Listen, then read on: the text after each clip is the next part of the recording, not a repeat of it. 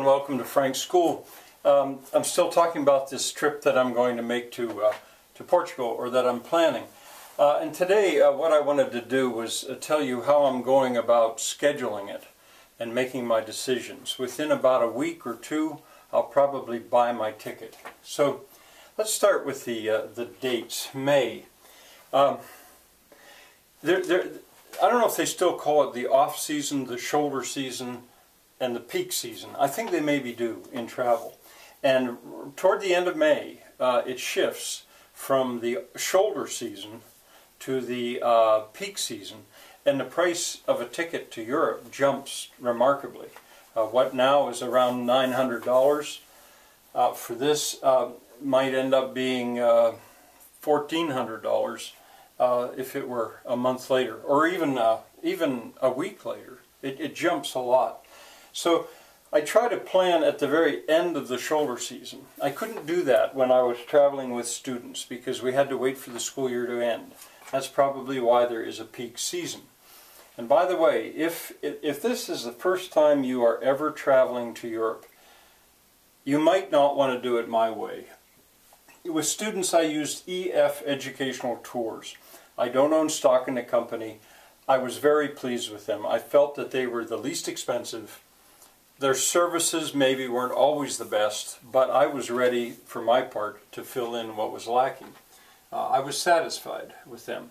Of course, that's meant for students. Go Ahead Tours, I think, is their adult version of it.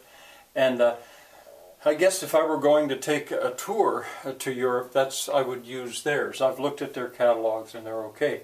But I think I'm finished with that. I'll either go by myself or lead tours from now on, I think. But anyway, I wanted to mention that. Oh, and another thing here. This is jumping back. When I was teaching punctuation, I was pleased that I came up with EGQV. I was teaching that you underline foreign language words, and exemplum gratis and quod vitae are Latin, and so I'm old-fashioned and I underline them. Well, anyway, there's a mistake here, and I was sitting and I realized I had made that mistake. And it's with the students, I would often say, okay, what's the mistake off the board? And they would think, you mean on the board? And I'd say, no, off the board. What's the mistake off the board? What I was saying was, you underline foreign words and phrases. For example, the abbreviation QV. What's missing is quotes. When you refer to a word as a word, or a letter as a letter, or an abbreviation as an abbreviation, you put it in quotes. And I was embarrassed that I'd made that mistake. All right, now, so established that I was going to use the end of May, and I studied this a good bit. To get the best price, it's a good idea to stay off the weekend. I like to stay off the weekend anyway because the airports are less crowded. So I went for a Monday, and I looked at Tuesday, but the price didn't change that much really. So I thought Monday and to another Monday, that's 14 days, that's 2 weeks. It wouldn't have to be that long maybe, but that seemed like that worked out. So I started with that as parameters. But there was more. My friend Jose, who has the mill, is a university professor.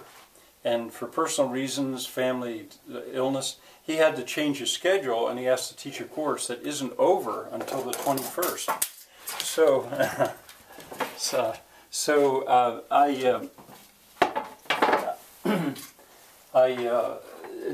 He'll be busy until the 21st. So to arrive in Santiago de Compostela and ready to work on the 22nd would define that.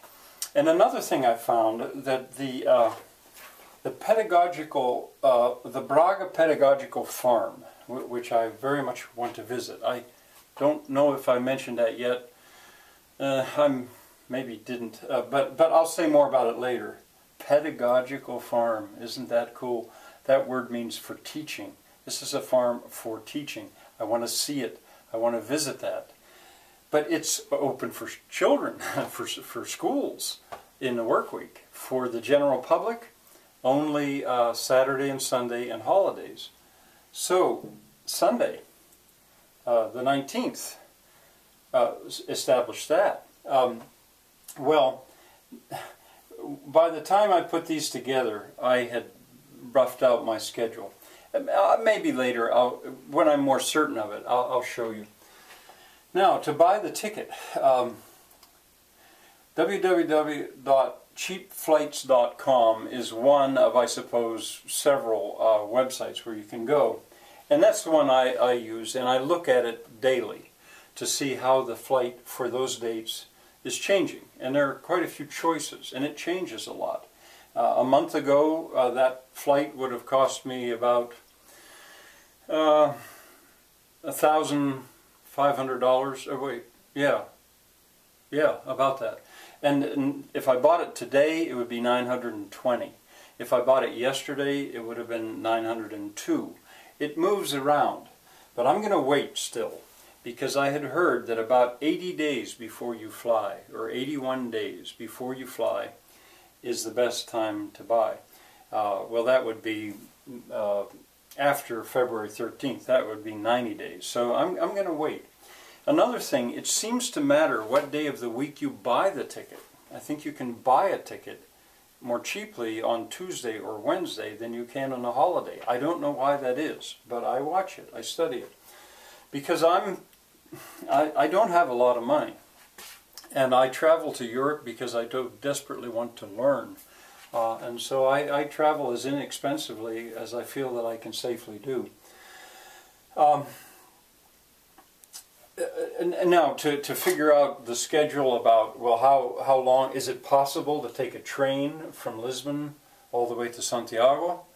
Or how long does it take, and when does it go to Braga? Well, I find www.bahn.com is the best place for that. Now that's German. That's the German train system. But they have a very good schedule for the all of Europe. Of course you can ask for English and you can read it in English.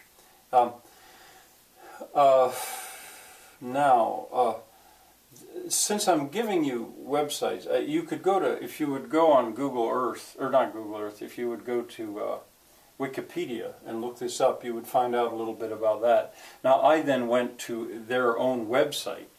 I read Portuguese, of course, and it's in Portuguese, and that's where I read that it's only open for public on Saturdays and Sundays. But you might look at that. And another thing that I was looking at is WOOFers. This stands for Worldwide Opportunities on Organic Farms.